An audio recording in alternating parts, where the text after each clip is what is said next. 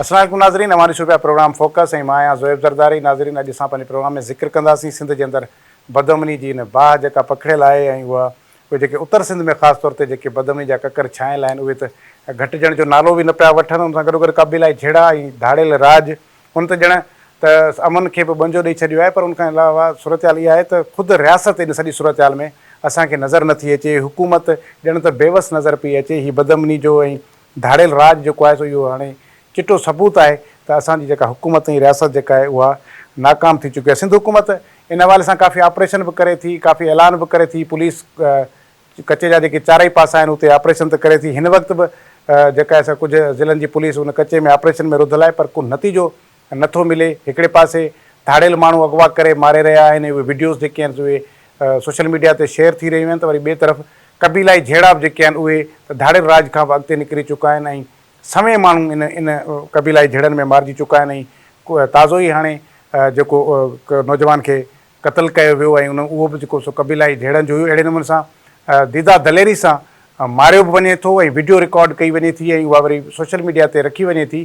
पर इन सॼी सूरत हाल में ॼण त हुकूमत ऐं रियासत अंधी गूंगी ॿोड़ी हुजे, ॼण उनखे कुझु नज़र न पियो अचे। सिंध जी जेका सिविल सोसाइटी आहे तोड़े जो तमामु वॾो इन ते आवाज़ बि उथारे पई, पर उनजे बावजूदु जेको ॼण त हिते का रियासत नाले जी शइ कान्हे। इन सां गॾोगॾु इहो बि हिकिड़ो साम्हूं ईंदो आहे त जेको सरदारी निज़ाम आहे ख़ासि तौर ते क़बीलाई जेके झेड़ा आहिनि उन्हनि में उनजो हथु हुजे थो ऐं अमन अमान जेको इन्हनि उत्तर सिंध जे इलाइक़नि में न पियो बहाल थिए त इन जो घणे भाङे जेको ज़िम्मेवारु आहे उहो उतां जो सरदार आहे। छाकाणि त जेके बिरादरियूं ॾोहनि में मुलविस आहिनि, जेके क़बीलाई झेड़नि में बिरादरियूं मुलविस आहिनि, विढ़ंदड़ आहिनि, उहे पंहिंजे सरदार जे चवण आखण में हूंदियूं आहिनि। छा इन में हक़ीक़त आहे या जेको आहे उहो इहा हिकिड़ी मिथ आहे? हाणे काफ़ी माण्हू जेके आहिनि इन सरदारनि खे बि कोन था मञनि ऐं इंडिविजुअली पाण जेके आहिनि से इन ॾोहनि में या क़बीलाई झेड़नि में मुलविस थी वञनि था। इन ई मौज़ू ते असां गुफ़्तगू कंदासीं। कादिर लाशारी साहिबु सीनियर सहाफ़ी आहिनि, क्राइम रिपोर्टर आहिनि, रहिया आहिनि ऐं काफ़ी इन हवाले सां उन्हनि जी जेका आहे सा हिकिड़ो वर्किंग आहे उहे असां सां गॾु स्टूडियो में मौजूदु आहिनि। डॉक्टर सोराब सर्की साहिबु पीपल्स पार्टी जा MP आहिनि,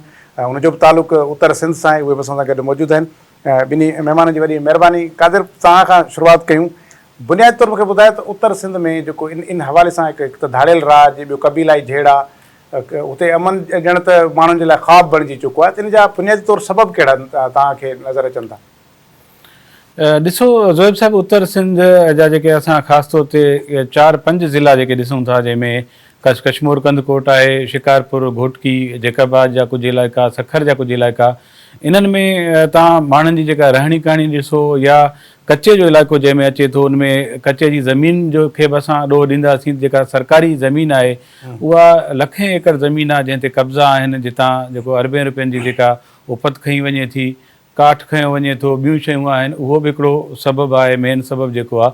उन सां गॾोगॾु जेके क़बीलाई झेड़ा आहिनि उहे बि इन जो सबबु आहिनि। क़बीलाई झेड़नि में कचे जा अक्सर माण्हू जेके आहिनि उहे रूपोश आहिनि। उनमें इहो थिए थो त जेकॾहिं महर जतोई तकरार आहे त उनमें कचे में जेके बि महर रहनि था, जेके जतोई रहनि था, उनमें तव्हां ॾिसंदो कंहिं बि घर जो को फ़र्दु अहिड़ो न हूंदो जेको रूपोश न हुजे, जंहिं ते केस न हुजनि, जेको शहर अची सघे, उहो कचे में ई रहंदो ऐं उते ई ज़िंदगी पंहिंजी गुज़ारींदो। उतां जो जेको माहौल आहे उनजो उहो हिसो थी वञे थो। ऐं अहिड़ी तरह क़बीलाई जेके झेड़ा आहिनि उहे बि इन जो सबबु आहिनि। ऐं उन सां गॾोगॾु पैसनि जी जेका इन्वॉल्वमेंट आहे, जंहिंमें मतिलबु वॾो पैसो कमायो वञे थो भुंग जे रूप में, ऐं उते जेके माण्हू रूपोश रहनि था ऐं कंहिं जी रसाई न आहे, पुलिस जी न आहे, ॿियनि इदारनि जी न आहे, त उन मां उते जेके लोकल माण्हू रहनि था उन्हनि खे तमामु घणो फ़ाइदो थिए थो। ऐं हिन वक़्त ताईं जेके ऑपरेशन थिया आहिनि उहे ऑपरेशन बि ईअं खणी चइजे त टेम्पररी बुनियादनि ते, मतिलबु अञा ताईं पुलिस तव्हां ॾिसंदो त अॼु बारडी जी वीडियो अची वई, अॼु बारडे जी वीडियो अची वई, वारो कयो इन खे बाज़ियाब करायो, SSP ते प्रेशर आयो, उन्हनि पैसा ॾिना, भुंग ॾिना, कंहिं बि तरीक़े सां बारडो बाज़ियाब थी वियो, को ॿियो केस अहिड़ो अची वियो, अॼु फलाणे जी वीडियो अची वई आहे ज़ाती बुनियादनि ते जंहिंखे क़तलु कयो वियो उन खे लॻी वेंदा। कचे जे लाइ जेका मुस्तक़िल मिज़ाजी सां या मुस्तक़िल कचे जे हल जे लाइ का ड्रिगी प्लानिंग जेका आहे उहा हिन वक़्त ताईं मुंहिंजे ख़्याल में कंहिं बि न कई आहे ऐं ड्रिगी प्लानिंग जी ज़रूरत आहे। उनमें जल्दी जेके नतीजा असां चाहियूं था त अची वञनि, उहे जल्दी में नतीजा न ईंदा ऐं उनमें सभिनी खे पंहिंजो किरदारु अदा करिणो पवंदो। रुॻो पुलिस जी ज़िम्मेवारी न आहे। तव्हां ॾिसंदो त कचे में जेको ॿारु ॼमे थो छा एजुकेशन हुनजो को राइट ई कोन्हे, हुनजो को हक़ ई कोन्हे। कचे में जेका औरत रहे थी, वुमेन राइट्स हुजनि था, औरतुनि खे को हक़ कोन्हे को त हू को शहर घुमी सघनि का, पढ़ाई करे सघनि, कंहिं जॉब में अची सघनि का, नौकिरी करे सघनि। उन्हनि खे सिर्फ़ु रूपोशी वारी ज़िंदगी गुज़ारणी आहे कचे में, त उन हवाले सां सिर्फ़ु पुलिस ते जेका ज़िम्मेवारी ॾियूं था या मयार ॾियूं था, उहा बिल्कुलु जाइज़ आहे, पुलिस जी बि ज़िम्मेवारी आहे। पर उन सां गॾोगॾु असांजो जेको सरदारी निज़ाम आहे, असांजूं पार्टियूं जेके सरदारनि खे सपोर्ट कनि थियूं, क़बीलाई जहिड़ा जेके आहिनि उहे बि मुंहिंजूं ज़िम्मेवार आहिनि, या उते जेके कमु न थिया आहिनि, जेके उनमें भली दाड़ियल फैक्टर जे करे ई कमु न थिया आहिनि, पर किथे न किथे सरकार जी ग़लती आहे जो ओसि ताईं रोडनि जी रसाई न आहे, रस्तनि जी न आहे, सुठा स्कूल न आहिनि, हॉस्पिटल न आहिनि, माण्हुनि खे ॿिया के रोज़गार न आहिनि, जंहिंमें माण्हुनि जो हिकिड़ो रियासत जो हिकिड़ो ख़ौफ़ थिए, जंहिंजे घर में जेका पघार अचे थी सरकारी, त उनखे ख़ौफ़ पैदा थींदो आहे त जेकॾहिं मां नथो कयां त हिन महीने मुंहिंजी पघार न ईंदी। माण्हू पंहिंजे मुंहुं पिया था ज़िंदगी गुज़ारे। रियासत जी रिट न आहे डॉक्टर साहब, मतिलबु वजह कहिड़ी आहे? रियासत पंहिंजी रिट इन्हनि इलाइक़नि में अॼु ताईं बि क़ाइमु न करे सघी आहे, त इन जो सबबु कहिड़ो थी सघे थो? कुझु काफ़ी सबब इहे आहिनि जेके कादिर साहब ॿुधाया, तव्हांजी नज़र में छा वाकई रियासत करणु नथी चाहे, या रियासत कमज़ोर आहे, या रियासत जी विल न आहे त इन पासे को ध्यानु ॾिजे? न त रियासत जी रिट क़ाइमु थियण लाइ अचे त किथे न क़ाइमु नथी करे सघिजे, त कचो को अहिड़ो ॾुखियो बि कोन्हे जो हुते सरकार जी रिट न हुजे। असल में जीअं कादर साहब चयो, मुंहिंजो बि तालुक़ु जैकाबाद सां आहे। जैकाबाद जेको कश्मीर जो इलाइक़ो आहे, उहो तारीख़ी तौर ते यको सिंध में हिन में असांजे ज़िले जो हिसो रहियो आहे। पोइ इहो हाणे टुटा आहिनि, 2 ज़िला थिया आहिनि। बेसिकली इहो हिकिड़ो ई ज़िलो आहे, डिस्ट्रिक्ट जैकाबाद, तव्हांखां पाण ख़बर आहे, कश्मीर खां वठी यको। मां हिकिड़ी ॻाल्हि ॿुधायां तव्हांखे, उत्तर सिंध में तालको ठुल बि आहे, ऐं तालको ठुल हाणे अञा कुझु इलाइक़ो उन जो हलियो वियो आहे तंगवानी तालके में। मीर हज़ार ख़ान बेजाराणी साहब ऐं शबीर अली, उहे जेका कुझु इलाइक़ा जॾहिं इहो नओं ज़िलो ठहियो त कुझु 2 यूनियन काउंसिल कुझु ॾियूं आहिनि, उहे जेके आहिनि 2 यूनियन काउंसिल हलियूं वयूं हुन में तंगवानी में। तालके ठुल मां तव्हांखे ॿुधायां त वॾे में वॾो आहे तालको सिंध जो, न पर बल्कि उहे इलाइक़ा हुजनि त पूरे पाकिस्तान में वॾे में वॾो कोट अदू आहे, पोइ तालको ठुल आहे वॾे में वॾो तालको। उते कोई क़बाइली जहिड़ो कोन्हे। अच्छा, बिल्कुलु। तव्हां मां ज़ाती जहिड़ा ज़रूरु आहिनि कि माण्हुनि जो पाण में न न क़बाइली जहिड़ो ईअं आहे, ज़मीन ते हूंदो आहे, न न न उहो ॿियो आहे साईं। क़बाइली जहिड़ो इहो आहे त ख़ुदा न ख़ासिता पूरे क़बीले जो जेको बि माण्हू अचे उन खे वठी करे मारींदा आहिनि। ज़ाती जहिड़ा थींदा आहिनि, माना कोई बि भाउ जो बि थी वेंदो आहे, सोट जो बि थी वेंदो आहे, पर उनजो जल्दी उते तफ़सील थी वेंदो आहे। ठुल में मां तव्हांखे बिल्कुलु ऑन द रिकॉर्ड इहो ॿुधायां थो, कोई बि क़बाइली जहिड़ो कोन्हे। उन जी वजह इहा आहे त असां उते पंहिंजो किरदारु अदा कंदा आहियूं। ख़ुदा न ख़ासिता जेकॾहिं को मसइलो थी पवंदो आहे, तव्हां यकीन कयो, मां सिर्फ़ु पंहिंजे ॻाल्हि नथो चवां, पंहिंजे ख़ानदान जी ॻाल्हि नथो कयां, पर ॿिया जेके उते ज़मीनदार आहिनि, या जेके वॾेरा आहिनि, या जेके उते जा रहंदड़ माण्हू आहिनि, या सिविल सोसाइटी आहे, त उहे पंहिंजो वॾे में वॾो किरदारु इहो अदा कंदा आहिनि। पहिरीं ॻाल्हि इहा आहे त कोशिशि कंदा आहिनि त जेको नुक़सानु थी वियो आहे इन खे हिते रोकिजे, ऐं इन जहिड़े खे क़बाइली जहिड़े में कन्वर्ट थियणु न ॾिजे।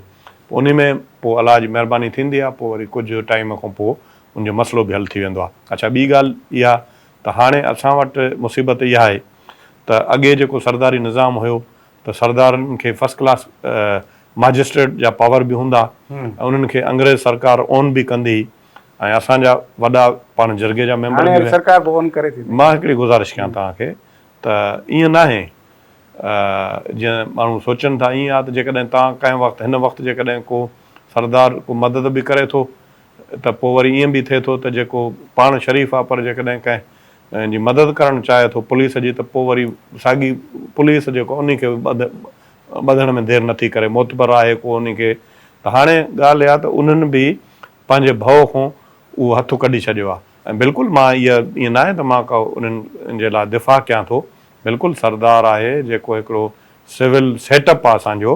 मिसाल जेको लाशारी आहे, सरकी आहे, नूनारी आहे, सरकी जेतिरो मुंहिंजी ॻाल्हि मञींदो या उहो मुंहिंजो असरु पवंदुसि, मुमकिन न आहे, मां नथो सम्झां त कंहिं ॿिए जो पवंदुसि, ज़रूरु पवंदो उन ते, उहो पंहिंजो किरदारु अदा करनि। मां इन जे करे तव्हांखे मिसाल ॾिनो त असां वटि क़बाइली जहिड़ो कोन्हे। उन में असांजा जेके सरदार आहिनि इन इलाइक़नि जा, उहे उन्हनि खां लातालुक़ बणिजी विया आहिनि, जेको वॾो ख़तरनाक अमल आहे, ऐं उन्हनि खे इन्हनि शयुनि खे ऑन कजे।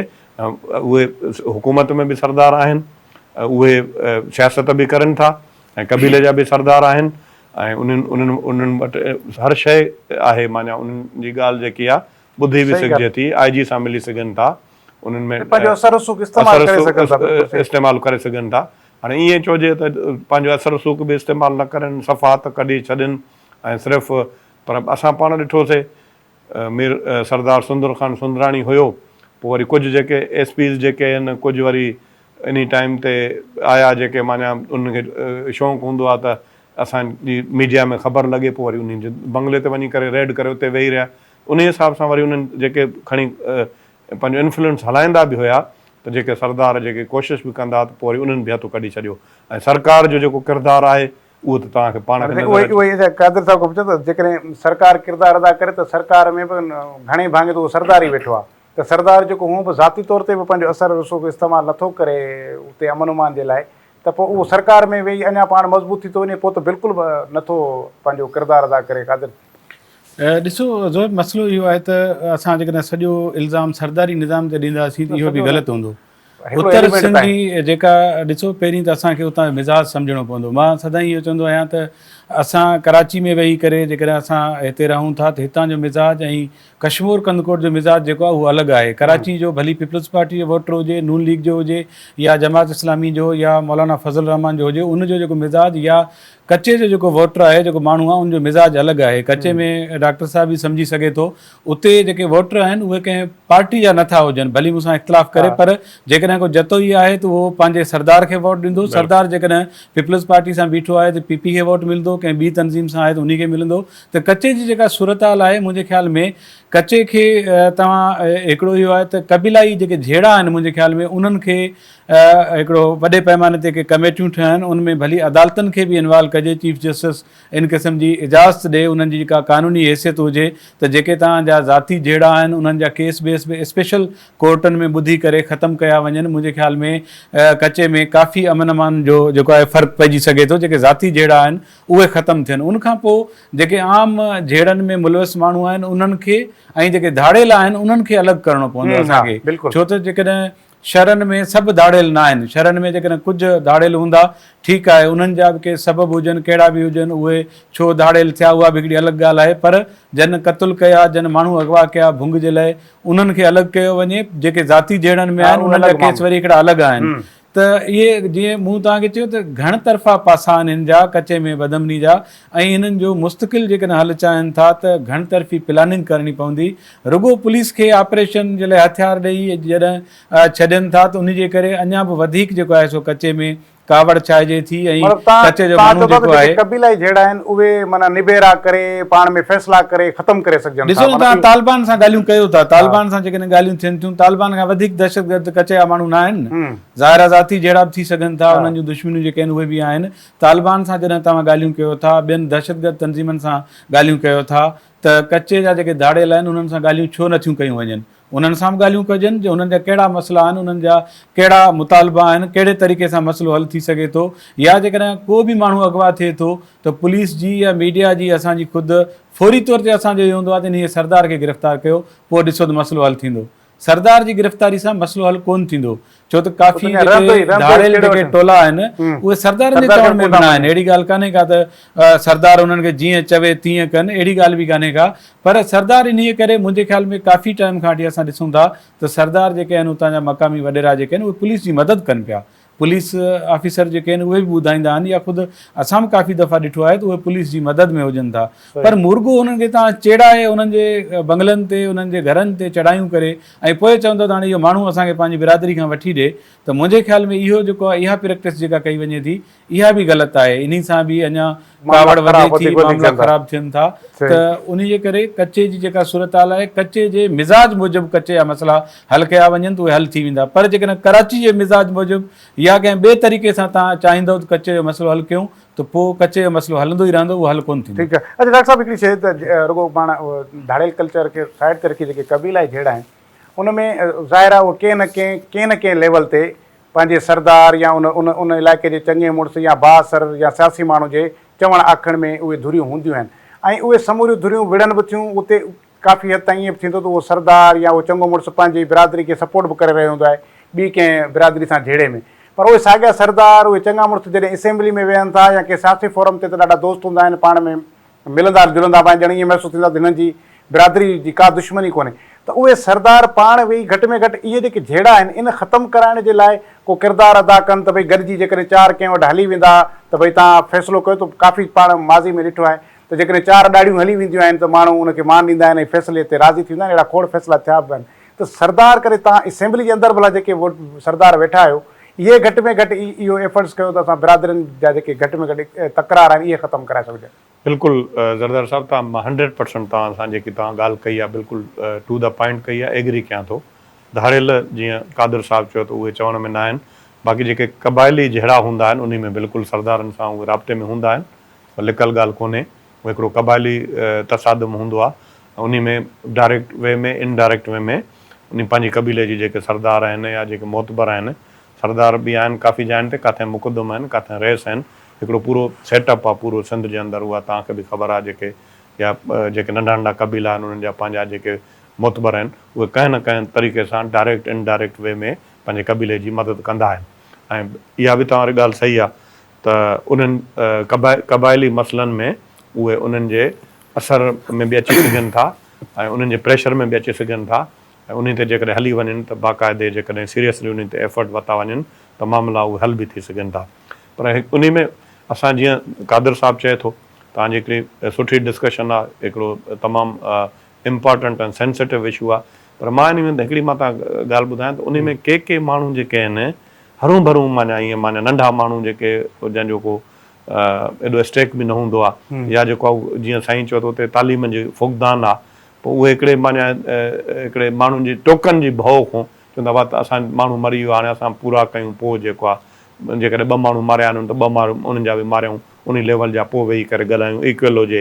जेकॾहिं वधीक वरी उहो 2 मारींदा त वरी उहो चवंदा त हाणे 2 मारियूं त पोइ वेहूं, न त वरी असां ते चवंदा त हिन सरकी क़बीले जी या लाचारी क़बीले या महर या जतोई क़बीले जा माण्हू जेके आहिनि महरनि वधीक मारिया, पोइ वञी फ़ैसिले ते वेठा। माना इहा लेवल आहे असांजी माण्हुनि जी सोच जी। पर उन में जेको अॻे जेको हूंदो, जेको वॾे में वॾो मां जेको असां कुदरती तौर ते उहो निज़ाम ॾिठोसीं जेके डिप्टी कमिश्नर वारनि वटि मैजिस्ट्रेट जा पावर्स हूंदा ऐं उन में मुख़्तियारकार वटि बि हूंदा। मुशरफ जेको उहो निज़ाम ख़तमु करे छॾियो। हाणे उहो निज़ाम हिते चइनि त न सिंध में या असांजे पूरे पाकिस्तान में निज़ाम अहिड़ो अचे जेको अमेरिका ऐं लंडन में अचे, असां उन लेवल ते पहुता ई न। अॻे ईअं हूंदो हो त जेको नंढो नंढो चोर थींदो हो या असांजे ॻोठ में को नंढी नंढी चोरी करणु शुरू कंदो त उनखे मां ई 110 में चवंदो हुउमि त भाई हिनखे महिरबानी करे 110 में हिनखे तूं चालान कयो, त उहो कंहिं कोर्ट बोर्ट में न वेंदो, उहो मुख़्तियारकार खे मां झले छॾींदो हुउमि। जहिड़ा मुख़्तियारकार हा, मां चयो बाबा इन जो कंहिं बि सूरत में महिरबानी करे ओतिरे ताईं तूं उनजो ज़ामिन न खणो जेतिरे ताईं हिनखे सेखत अचे। त हाणे उहो निज़ाम सॼो ख़तमु थी वियो, जेको डिप्टी कमिश्नर वेही करे, कादिर साहिब खे ख़बर आहे, तव्हां मुंहिंजी हाणे उमिरि वॾी आहे, 57-56 साल, तव्हां अलाए नंढा आहियो, तव्हां ख़बर आहे न, पर डिप्टी कमिश्नर जीअं असां वटि वॾा वॾा नाले वारा डिप्टी कमिश्नर हूंदा, उहे बाक़ाइदे सरदारनि खे घुराईंदा हुआ, उन्हनि जी दावत कंदा ऐं उहो पूरी टीम ठाहे करे सैयद ॿिया टियां गॾु करे कचहरी हुयो, उन में पाण उन्हनि उहो सॼो किरदारु अदा कराए।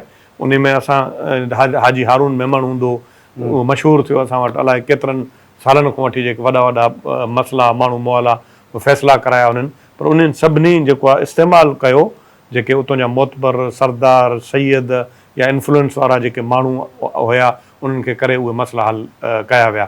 हाणे उहो थी सघे थो। हाणे मां उहो तव्हांखे ॿुधायो, जीअं कादिर साहिबु ॿुधायो, हिकिड़ो माण्हू जेको आहे सुभाणे जेको आहे मदद मदद में टंगियो पियो हुजे, हाणे न वजह न वास्तो, हर को माण्हू शरीफ़ माण्हू चवंदो बाबा हेॾे इहो कमु ई न कर। उन में वॾा अहिड़ा इशूज़ मुख़्तलिफ़ माण्हुनि सां थिया आहिनि, मुख़्तलिफ़ फैमिलीज़ में बि थिया आहिनि, पोइ जेके आहिनि उन्हनि ते केसिस बि दाख़िल थिया आहिनि, उहे जेके आहिनि गिरफ़्तार बि थिया आहिनि, वॾा नुक़सान बि थिया आहिनि। वॾो हिकिड़ी वॾी डिबेट आहे, अमन जो अवार्ड ॾिजे थोरी ॿिए ॾींहुं उन्ही खे मां उहा ई ॻाल्हि कयां थो। वॾा ब्रेक जो वक़्तु आहे, डॉक्टर ब्रेक वठूं, ब्रेक खां पोइ वरी पाण ताईं गुफ़्तगू शुरू कंदासीं। ब्रेक जो वक़्तु आहे, ब्रेक खां पोइ असां इन इंतिहाई अहम मौज़ू ते गुफ़्तगू जारी रखंदासीं।